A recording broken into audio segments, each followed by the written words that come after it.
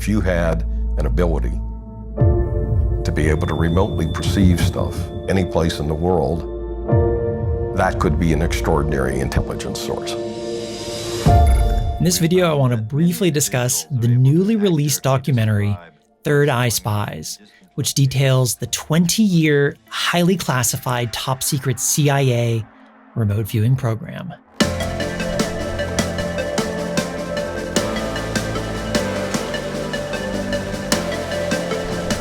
Hey, I'm Brett Stuart, author of Remote Viewing, The Complete Guide. I've been studying, consulting, and teaching in the field of remote viewing for the past decade. And if you're new to this channel, hit that like and subscribe button. I regularly discuss topics like meditation, intuition, and remote viewing, and how you can easily apply these techniques in your own life. Now in this video, I want to talk about the documentary that was just released today, February 26th, directed by Lance Mungia and starring some of the biggest names in the remote viewing field, such as physicist Russell Targ, Hal Puthoff, and even viewer 001, Joe McMoneagle. And I want to talk a little bit about why I think this film is so important. You see, most people in the West, they've never even heard about remote viewing or the millions of dollars that the US government spent on developing a repeatable psychical method that could produce results about distant places, people, or events anywhere in time with nothing more than their minds. What this film does is it acts as a bridge to a new audience of truth seekers. You see, many people have never even heard about the more than 20 years of research or the compelling success stories over the life of the program, which spanned from the early 70s all the way up until the mid-90s. Now in the documentary, there are a number of different story arcs that the director masterfully interweaves to hold the viewer's attention over the course of the film. To begin with, we start by following Russell Targ, one of the primary physicists involved with the subject at the Stanford Research Institute, as he travels around the country to speak with several of the people that he worked with in its heyday. It's definitely fascinating to hear the stories from each of the physicists, the CIA handlers, and even the military personnel on the matter almost 25 years after the program was declassified. Learning about the real-world practicality of trained ESP certainly changed their lives forever. Now, something that really struck a chord with me during the film was in one of the interviews where they were discussing the topic of the giggle factor, which is even though during the Cold War, the Russians were years ahead of the United States in terms of research, funding, they had their top scientists investigating extrasensory phenomena and its practical applications. But for many here in the West, it was almost too much to believe. Some of the top US officials even concluded that the work was likely the result of the devil and they would have nothing to do with it. And even though there are tens of thousands of pages of credible research with nearly statistically impossible proven feats, from finding the location of downed Soviet airplanes when no other avenues of intelligence could, to predicting the detonation of a Chinese nuclear warhead 3 days in advance.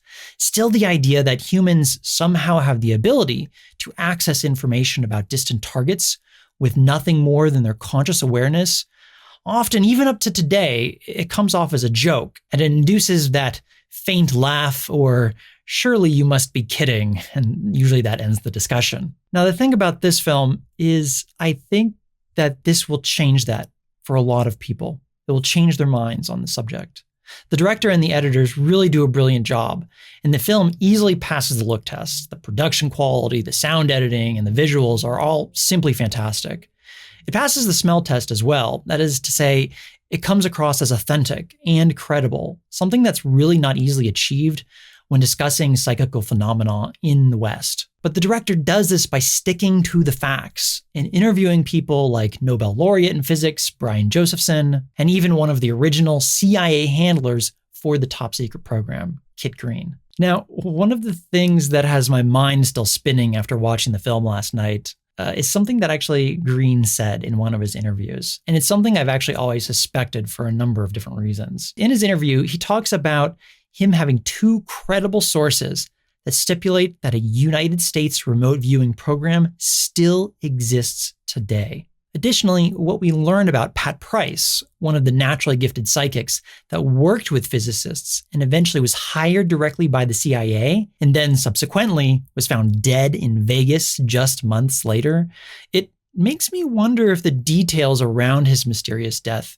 or murder, which is what it's believed, are indicative of something else.